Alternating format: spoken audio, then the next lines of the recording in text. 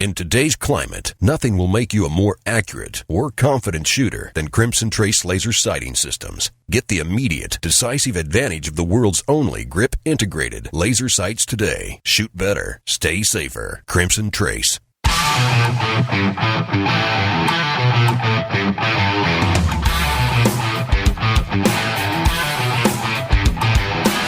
Today on Tom Gresham's Gun Talk, a pro-gun candidate in Illinois running for the U.S. Senate, and the world's largest collection of historical firearms right here in the U.S., plus your range reports. Call Tom now at 866-TALK-GUN. That's 866-TALK-GUN. Now, here's Tom. All right, lock and load. We are about to kick off another fabulous 3+ hours of Gun Talk. Glad you could be with us. I'm Tom Gresham. I am your host. I may be the leader of this thing, but I am not the driver. You can do that. You can do that by simply participating, by being here, by calling in, by sending me an email, shooting me a message over on Twitter. A lot of ways to participate. Very simply, if you'd like to be on the air here, just call us, 866 Talk Guns. It's easier. Just do it this way. Just dial 1 if you need to dial 1. And then Tom Talk Gun. That will get you in. Email tom@guntalk.com. Over on Twitter, I'm at GunTalk, and you can share your thoughts there. A lot of things going on. Great giveaway. You could win an FN SCAR, plus travel and accommodations to the NRA's annual meetings in Louisville, Kentucky in May. If you just go to the Brownells website, brownells.com/guntalk. It's a quiz, it's a trivia question, but here's the deal. You get entered just by entering. You don't have to get the answer right. Secret little deal here. So you have a chance to win a SCAR and get your way paid to the NRA annual meetings in Louisville. Go to brownells.com/guntalk. A lot of things going on. Well. Didn't the election get interesting yesterday? Jeb Bush is out. Not that he was really ever in. Donald Trump wins. Cruz and Rubio tie for second, in essence. Hillary beats Bernie in Nevada. What is going to happen? Whatever shall we do? What do you think of our candidates as it relates to the Second Amendment? Well, I don't have to ask you about the Democrat side. Both of them would crush the Second Amendment. I mean, come on. Hillary Clinton, she wants to revive the assault weapons ban, right? Holy smoke. Let's see if I've got this here. Oh, yeah, let me just play this. This is a little echoey, but listen up. This is Hillary Clinton. The Supreme Court is wrong on the Second Amendment. The Supreme Court is wrong on the Second Amendment when it said that you have an individual right to keep and bear arms, right? So she also laments... It is a big political risk for people because, you know, when my husband passed and signed the Brady bill, the assault weapons ban, a lot of the Democrats who joined him because they thought it was the right thing to do lost their seats in the next election. Mm-hmm. Yes, they did, because the public didn't like you passing a gun ban. Bernie Sanders wants a gun ban. Hillary Clinton wants a gun ban. Now, none of the Republicans running currently want a gun ban. Donald Trump used to, but it's changed. Okay, people change. I got it. I guess the question is, who do you like versus who do you trust? Wow. We'll actually be talking about one of the Senate races, because don't forget we do have Senate races coming up. In Illinois, believe it or not, we've got two Republicans. We've got a Republican who is anti-gun, a Republican who gets an F from the NRA. We'll be talking about that. Also, just about the range reports that you have. But I do want to touch on this. I assume at this point you have seen the story, heard the story about the shooting in Kalamazoo, Michigan. And now they're identifying this man as an Uber driver, which is neither here nor there. kill 6 people, driving around, shooting people. And I want to throw this thought out for you because I know there are a lot of people, there are a lot of you who got your concealed carry permit. You might even carry sometimes, but not all the time. Maybe not even much of the time, because as I've heard so many times, I don't go to those parts of town. I'm in pretty safe areas. It's so unlikely that I would need it. And of course, the flip side of that is because it's heavy, because it's uncomfortable, because blah, blah, blah, blah. I get it, okay? But here's the thing. And I offer this for your consideration. You could be in the quote-unquote safe part of town, but crazy and evil can come to you wherever you are. We had 2 people killed when they're shopping for cars in a Kia dealership. Crazy can come visit you. Toward that end, imagine, and here's the thing, it brings us around to the hardware aspect of this, because we always, I like to talk about the software part, the training that you need, the tactics you need, because it's tactics that will save the day. But let's talk hardware for just a second. You're in a parking lot. Let's go with this one. You're in a parking lot. This happens. Either somebody's shooting at you or shooting at somebody close to you, and he is 20 yards away. And you are carrying your itty-bitty pop gun because you said most gunfights happen at an average of 3 yards. Right. But this guy's 20 yards away. The question for you is this. Do you have with you a tool which can stop the mayhem and the murder? And do you have the ability to stop the mayhem and the murder at 20 yards? What are you carrying? Have you considered that? Light, laser, a firearm that's large enough, accurate enough, powerful enough to do the job at that distance? I do like the little pop guns. There are times when I want something I can just stick in my pocket, but I know it won't take care of everything. That's why, for the most part, I'm carrying something bigger, and I know I can make shots at that distance. Instead of what's in your wallet, what's on your hip? What's in your pocket? 866-TALK-GUN. Get you in here. 866-TALK-GUN.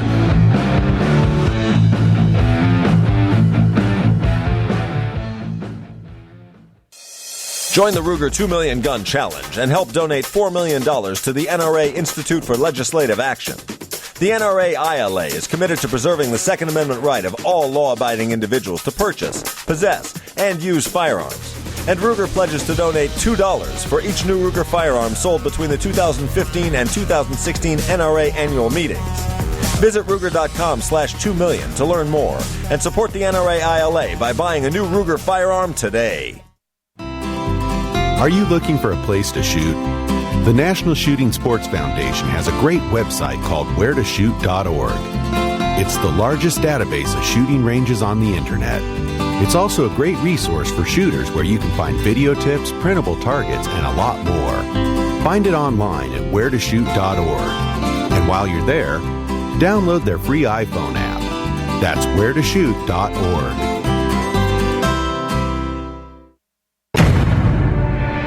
What makes a legacy? Is it quality? Craftsmanship? Maybe it's the idea that every American deserves their right to security and peace of mind on and off the battlefield. What makes a legacy? Here at Colt, we're making it every day. Colt, built one at a time, proven every round. Hi, this is Tom Gresham from Gun Talk. America is losing critical wildlife habitat at a rate of 1 football field every hour. It's happening on the Louisiana coast, but it's critical to all sportsmen and conservationists. These precious wetlands provide winter habitat for more than 10 million ducks and geese annually, waterfowl that migrate north through dozens of states. Don't shrug it off. Get involved. You can help. Visit vanishingparadise.org. When it's all on the line, you can count on Trijicon Optics. Earning its reputation in combat and on hunts in all corners of the world, Trijicon comes through. The new AccuPower rifle scopes feature battery-powered illuminated reticles, variable power, adjustable brightness, plus they're waterproof. The years of waiting, the dollars spent, your hunt of a lifetime comes down to a single moment. Get Trijicon quality. Trijicon.com. Trijicon.com.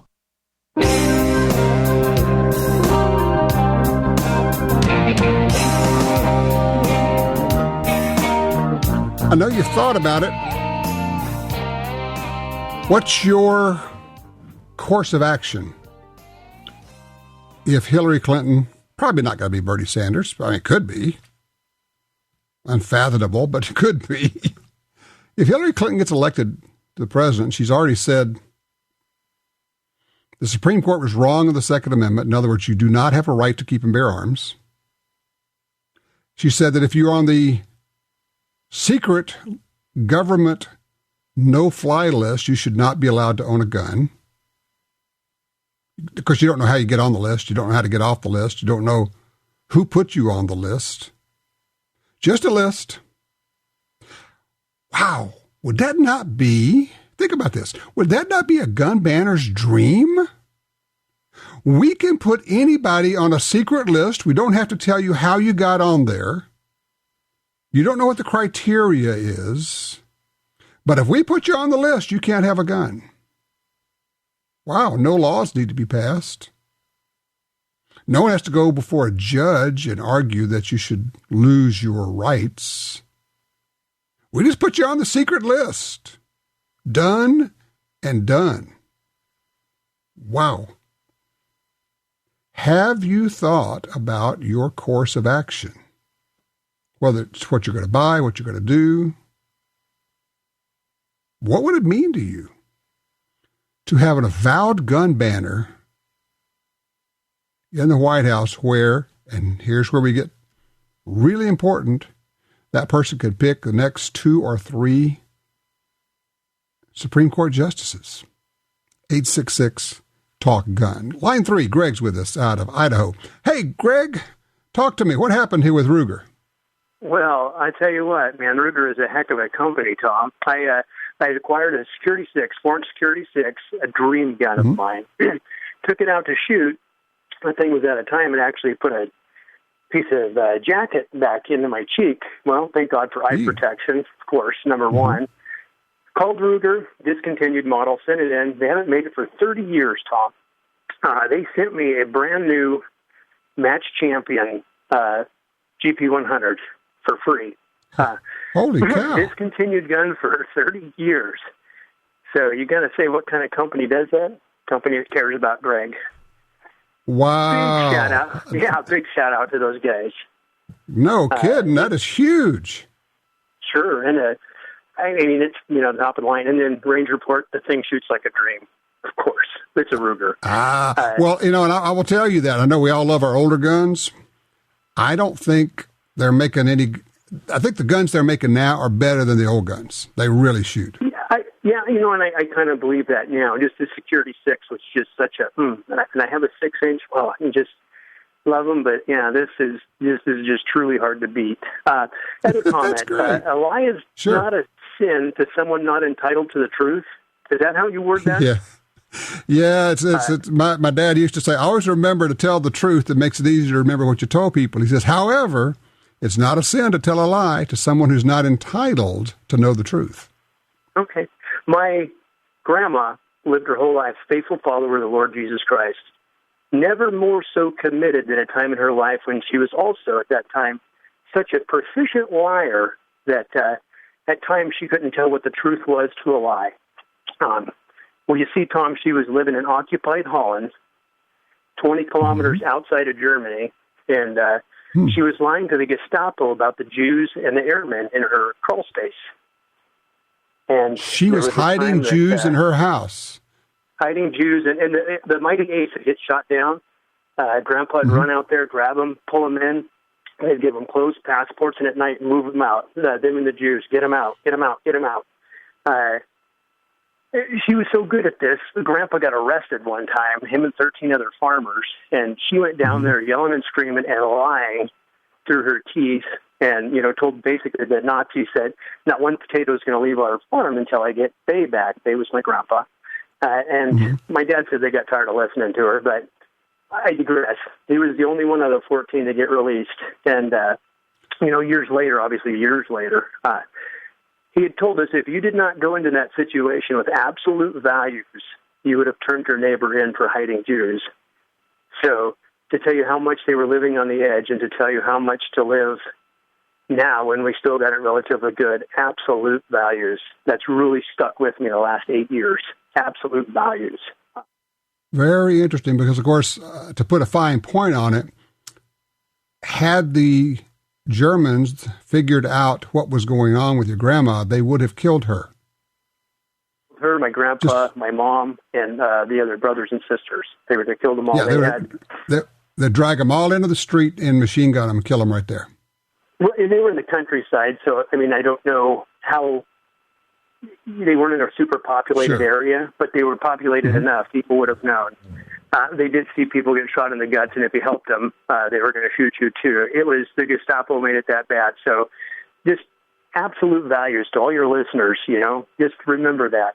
Absolute values, because it's pretty hard when the things get rough to go to absolute values if you're not in them already.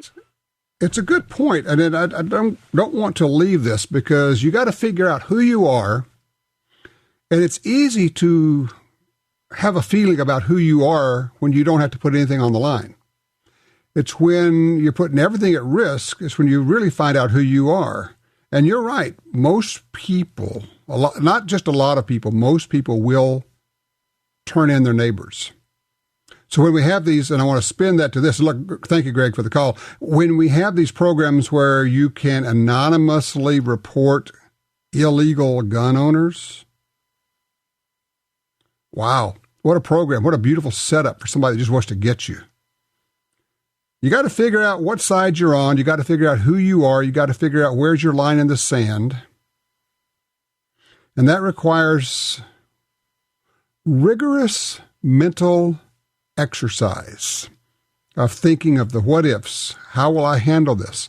What if this happens? What if that happens? What would I do if they took my husband away? Would I do anything to get him back? Interesting, tough questions. Line 1, Tim's with us out of Carson City, Nevada. Tim, talk to me. Hey, Tom. Hey, a pet peeve of mine in this political season are those politicians who say that they're a quote-unquote believer in the Second Amendment. And it seems to me that they're sworn to uphold the whole thing, the whole Constitution. And it's just amazing to me that, if you were to insert another amendment, let's say I believe in the First Amendment, what the political talking heads might find that very unusual. Well, let me weigh in on that for a second, because, see, every one of the candidates, including Hillary Clinton and Bernie Sanders, believe in the Second Amendment. It's just that they believe it means the National Guard has a right to have guns. They don't believe it means that you have a right to own guns. So they can stand up there and quite honestly, without lying, say, I believe and I support the Second Amendment, because to them, the Second Amendment means the government can have guns, and we, the government, will allow you to have as many guns as we think is appropriate. And for them, that is absolutely part of the Second Amendment. It's what they believe, and according to them, they fully support the Second Amendment as they believe it to be. So that's why we run into all this. People say, people should be tried for treason. No, this is what they believe. This is a difference of opinion, and it's always going to be a difference of opinion, and it's why we have to vote for, we have to elect, we have to support, we have to give money to, we have to campaign for the right candidates, because they're the ones who not only are going to be in the legislature, going to be in Congress, going to be in the House, going to be in the Senate, going to be in the White House, but they're going to be the ones who pick our judges, both on the lower level and, of course, at the Supreme Court level. Thank you, Tim. I appreciate that. Jeez Louise. Line 2, Bill, Liberty, Missouri. What did the NRA do that you're questioning here? Hey, Tom, I have a question. Why don't you or John Lott or somebody in the gun organizations here that know how to talk guns show up at some of these little town hall meetings where you can talk for 3 minutes? Because what they're doing, there's a lot of townships across the country that are getting city ordinances in against guns. And I heard one this morning. It was in Lexington. I'm not sure what state, Massachusetts. I'm not sure, where that they was going to ban 100 and some type assault weapons in the city limits. And we don't. I mean, it's kind of like the deal in Oregon. I'm surprised the NRA didn't show up and say something about that, or the NRA didn't show up when Obama had his meeting and said he invited the NRA. Why didn't they show up? Oh, that's just a total setup. They would have been propped up there like a mannequin for Obama to beat up on, along with his partner, Anderson Cooper. It would have been the most horrible setup and hatchet job you've ever seen. The NRA was brilliant to not do that. Now, there will be an other side coming up fairly soon, a national presentation from and by the NRA that you haven't heard about yet. But no, it would have been of absolutely no value to the NRA to show up there and let Obama beat him up. It was a hatchet job set up. Now, let me go back to your first question, though, is about showing up at these local townships, town hall meetings, city council meetings. That's not the NRA's job. It's not my job. It's your job. It's every citizen's job. If I go to Lexington, Kentucky, Vermont, wherever it happens to be, I have no standing. I don't live there. Somebody locally's got to be there. And that would be you, the person who's listening to this. You are the one who understands the issue. You are the one who can stand up there and make a cogent argument. You are the one who can stand up there and say, look, gun crime is down by 50% in 20 years. More guns, more people carrying guns, more concealed carry, and crime is down. You don't reduce crime by putting restrictions on lawful gun owners, and that's what you guys are doing. It's up to you. You can do this. 866-TALK-GUN.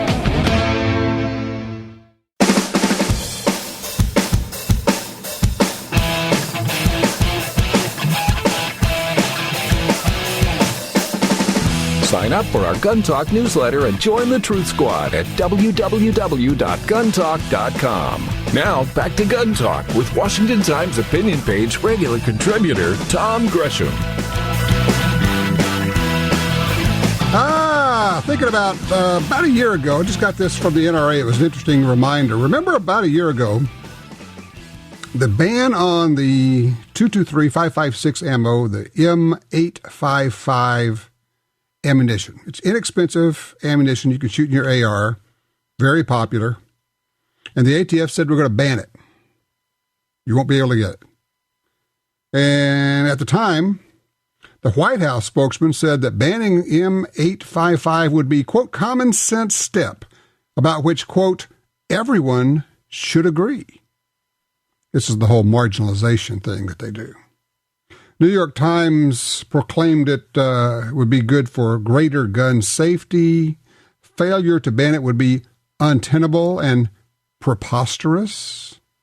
That was the Washington Post. And the LA Times said it would be another loss for public safety if we didn't ban it. Of course, we didn't, because you rose up. The NRA kicked into action. Congress took action. We told the ATF we did not want this gun ban. And despite the calls that said, well, this is the ammunition that's being used to shoot police officers, it wasn't. Police officers opposed the ban. You know, if you were in sports and you were predicting the outcome, if you were in politics and you're predicting the outcome, if you were a weather forecaster and you're predicting the outcome, if you could have a 100% rate, wouldn't that be something? Well, I've noticed that the gun ban guys have a 100% rate in their predictions, 100% failure rate. Because every time they say, we must do this, or crime will skyrocket, or if we do this thing, concealed carry, open carry, crime will skyrocket. Blood will run in the streets. There'll be a shootout everywhere. They're 100% wrong. They said that when they got their ban on rifles, the Clinton gun ban, the so-called assault weapons ban, that was going to be the solution. That was going to reduce crime. No.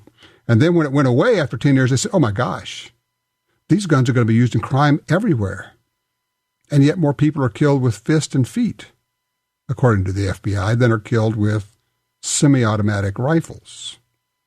So they were wrong there. Every state after state after state, dozens of times, they said, if you pass a concealed carry law here and let regular non-law enforcement people carry guns, crime is going to go crazy. It'll be the OK Corral. It'll be the Wild West. 100% wrong. Never happened.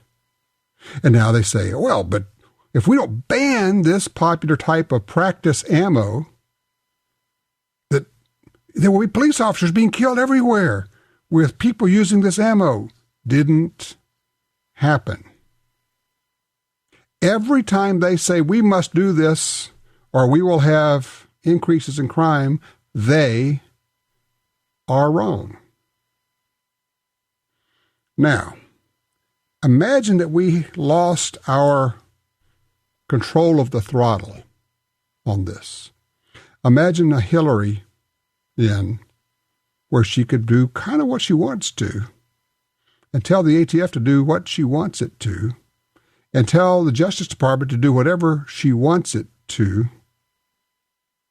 And she's more anti-gun than Barack Obama. Make no mistake, because you see, she is really PO'd that her husband's gun ban, well, let's be fair. Let's give credit where credit is due. Her gun ban that Bill Clinton put into place, the so-called assault weapons ban, it sunsetted. It went away, and it did not get reinstated. She's still mad about that because it was a rejection of what she wanted. She would put that back in the blink of an eye, in some form or fashion, some way she could. Now, people say, well, yeah, she couldn't do that without Congress. Yeah, I think we heard that about Barack Obama. And then we see them doing things through agencies. We see the VA telling tens of thousands of veterans, you can't own a gun because, oh yeah, you checked on here that you have trouble managing your finances. Who doesn't? Then we have government agencies saying, well, you can't have a gun in public housing. Or we have the Justice Department running a gun smuggling operation into Mexico to give guns to narco-terrorists. Those guns, latest count I've seen, have been used to kill at least 400 people. Guns supplied by our U.S. Justice Department to narco-terrorists in Mexico. And Hillary wants to do more than that. If you're not scared, you're not paying attention. It's as simple as that. It is, as they say, interesting times. Yeah, that in this case, I think it does become, in fact, a curse of some sort. All right, if you're on hold, don't go anywhere. I'm going to get to you when we come back. We got a bunch of you here. We're going to get you all in. If you'd like to join us, 866-TALK-GUN. Robert wants to know, what do I carry when we talk about the 20-yard question? Well, we'll talk about that. I'll tell you. I'll give you my ideas of what probably should be a minimum, what you might want to consider carrying. Yeah, we're going to get specific. I'm not going to dodge the question. We'll actually get there. 866-TALK-GUN.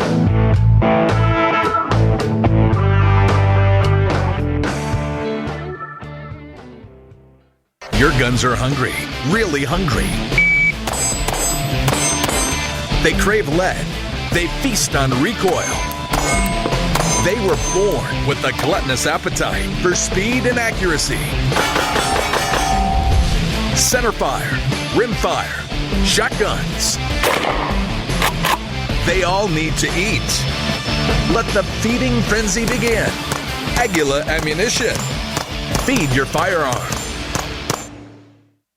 Hardcore tactical professionals who put their lives on the line every day depend on Surefire. For decades, Surefire has built the first and finest professional-grade flashlights, weapon-mounted lights, hearing protection, and suppressors. We build the best because lives depend on it. And we know failure is not an option. We design, engineer, and manufacture Surefire products right here in the U.S. For you, for your loved ones, Surefire. American built, American strong. Surefire.com. You're at a gun store and your phone tells you about hot deals. Want to know about special offers? No problem when you have Gandhi Leo, the free app for your smartphone. Gandhi Leo delivers the latest deals on guns, ammo, and extras direct to your phone. Don't overpay for your shooting gear. Get Gandhi Leo. It's free at the App Store and Google Play. Trigger the deals with Gandhi Leo. GandhiLeo.com. You got your carry permit, and that's good. But you know you could use more training. Get the DVDs, which have what you need. Springfield Armory presents Concealed Carry 1 and Concealed Carry 2 with Bata Group. Learn specific concealed carry skills from Top Gun fighting trainers. Get trained. Be prepared. This really is life and death. ShopGunTalk.com. That's ShopGunTalk.com.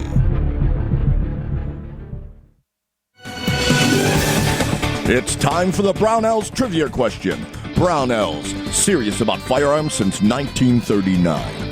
Are you a gun know-it-all? Well, you may have a chance to win the Brownells GUNTALK FN SCAR 17S Dream Gun and a trip to the NRA show in Louisville, Kentucky, May 19th through the 22nd. Here we go. William F. Cody earned his nickname of Buffalo Bill by hunting bison with an Allen trapdoor conversion Springfield rifle he named Lucretia Borgia after a 14th century Italian countess. What caliber is that rifle still on display in the Buffalo Bill Center of the West? 4570, 4590, or 5070? To answer and have a chance to win, go to brownells.com/guntalk. That's brownells.com/guntalk. When it comes to firearms, Brownells has more, knows more, and does more, and guarantees it all forever. Brownells is serious about firearms.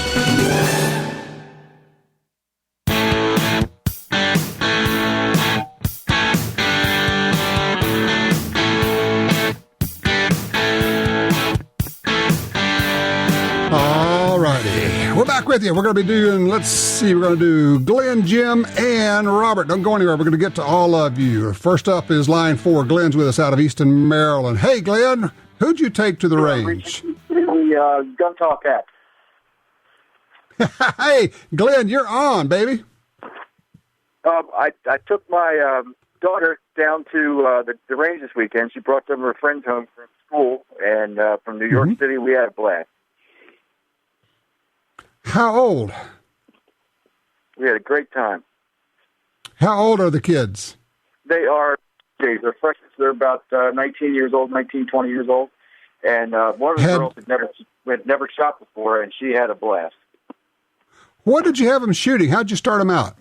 Started them off with the M&P 1522s because I wanted to build them up. And by the end of it, we were shooting my belt-fed 1919 A4 and 308, and that's what I'm doing right now, relinking all the ammo. So it was great. They had a ball, and at first one of the girl that never shot before, she was a little nervous, but she warmed right up to it. And I tell you, we have 4 or 5 more converts to the sport right now, which is great.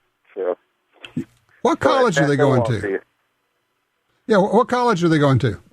Manhattan College, right in the Bronx. So you can't get any more urban than that.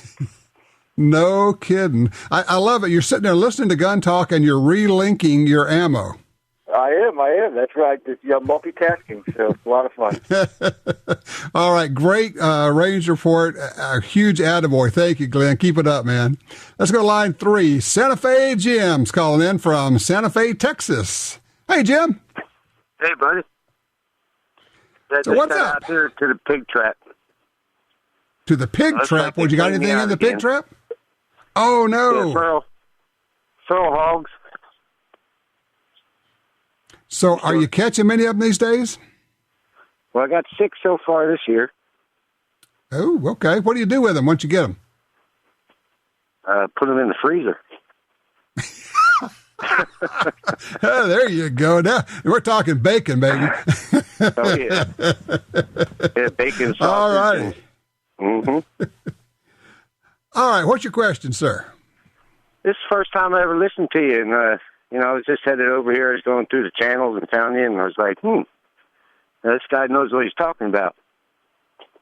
I was in the Marines myself back in 1980, and, it's a shame that we don't have, I'm a little winded here,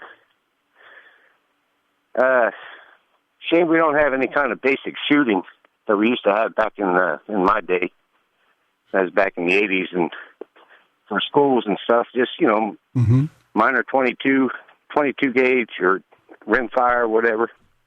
Right. And yeah, it's going to be pretty hard to get that into schools these days. Now, there are some programs. Some schools have programs where kids can actually get into shooting competition, but in terms of just general shooting instruction in schools, I don't know anybody's doing that. But I remember going to, and this of course is a long time ago, but full school meetings at the school auditorium where they had talks about gun safety with real firearms there. I mean, I remember shooting pictures of it for the yearbook. So, yeah, it's a little different. What's happened is now we have to make the effort, and access is different. And look, Jim, I appreciate your call. I'm glad you found us. Good luck with those pigs at Hog Trap. Access is a lot different. It's back 50 years ago, a lot of people lived in more rural areas, and so you knew somebody you could go out and shoot on their land. Now it's more difficult. It's more of an event. It takes more effort to go do some shooting, and it's not going to be institutionalized. It's not going to come through the schools, so you have to do it. Toward that end, I mentioned this before, but I'm going to return to this more because I've started to really become a believer in the value of this, and that is adult-style, sophisticated air guns, because you could set up in your garage and shoot those. And they feel like a regular centerfire or gunpowder guns. They shoot like them. They're very accurate. You can learn to work your gun that way. So if you are a little challenged in terms of finding a place to go shoot, I would encourage you to take a look at these adult air guns, and then you may be able to use those to introduce youngsters into the shooting sports.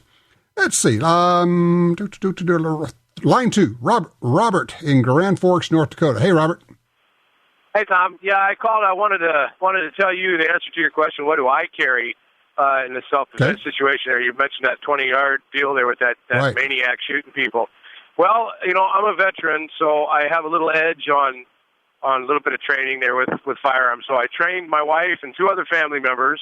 They passed their Class 1 test with flying colors. My wife carries a Ruger LC9. I carry a CZ75B 40 caliber extra clip, so I've got a total of 43 rounds. And then as a backup, I carry a Springfield Armory XTS 45 with about 17 rounds. And there's one more thing I carry, Tom, that makes me feel a whole lot better. That's I've been listening to that membership there for the USCCA, the insurance. I'll tell you, I that has made me feel so much safer if I am ever involved, God forbid, in a shooting. I understand what you're saying. Having the insurance is great. More important than that, and a lot more valuable than that, is go spend the money and get some real training at a real gunfighting school.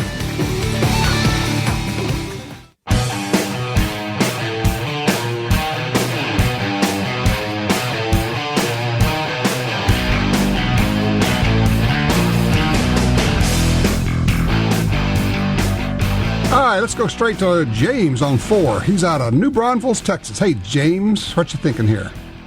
Okay, my question is this, in reference to what you were saying earlier, about Hillary Clinton, invoking executive orders, pretty much like Obama has done, and probably will continue to do here before it gets out. I'm a police officer. I'm going to go ahead and say that. I've got friends that are officers, both federal and state and local, and I'm prior service like a lot of us guys are, and active duty and non-active duty. We all have the same feelings, and concerns that I'm about to voice to you. My question is this, in your opinion, do you think sincerely that the American soldier, let alone the American veteran soldier who is now active duty police officer, is going to allow or invoke or enforce the law that Hillary or maybe even Barack Hussein Obama would put into place to make firearms illegal? I mean, to the American taxpayer, the law-abiding citizen. Even though it's illegal, even though they make it a federal law or a state law, it's up to me, because I am the judge and the jury at that time when I'm enforcing or deciding not to enforce the law. Who's to say that if I was to pull you over, find a handgun, hey, I'm not charging you with any crime, you're not guilty of any crime, as long as you legally hold and possess that firearm. And now, I understand the question. James, give me room to get in here, okay? Here's the thing. They're not going to say overnight, boom, nobody can own a gun. We're going to go door to door, kick in doors, and take guns. That's not how it's going to work. It's going to work like this. David Koresh is in a building, and we say that he's got illegal guns, but we also say that he's abusing children in there. And we say blah, blah, blah. And we say, and then everybody says, yeah, we'll go in for that. Or they say, James is over there, and we've decided that he has too many guns, but we're not going to actually act on that. What we're going to do is we're going to say, he's member of the group. And what's the percentage of if you just said flat out, you got to go pick up guns, practically every police officer in the country would say, absolutely not, I'll resign before I do that. I know this to be true. Almost every active duty military would say, I am not going to do that. But that's not the order that's going to come down. It's going to be marginalization of a group. And that group, they will find the group that is the least sympathetic. And the group that they won't have any trouble getting law enforcement or military to go after. And they will use that group as an example. If you don't comply with this law, this is what could happen to you. And as a law enforcement officer, if they tell you, well, this group of people over there, they're abusing children, they're pedophiles. May not be true. Maybe they just made it up. Maybe, stay with me here, because they could do this with the NSA. Maybe all of a sudden there's kiddie porn that got put on your computer remotely. Tom, would our government do something like that? I don't know. Imagine the worst person you could imagine who's running for office, in office, able to effect such a thing.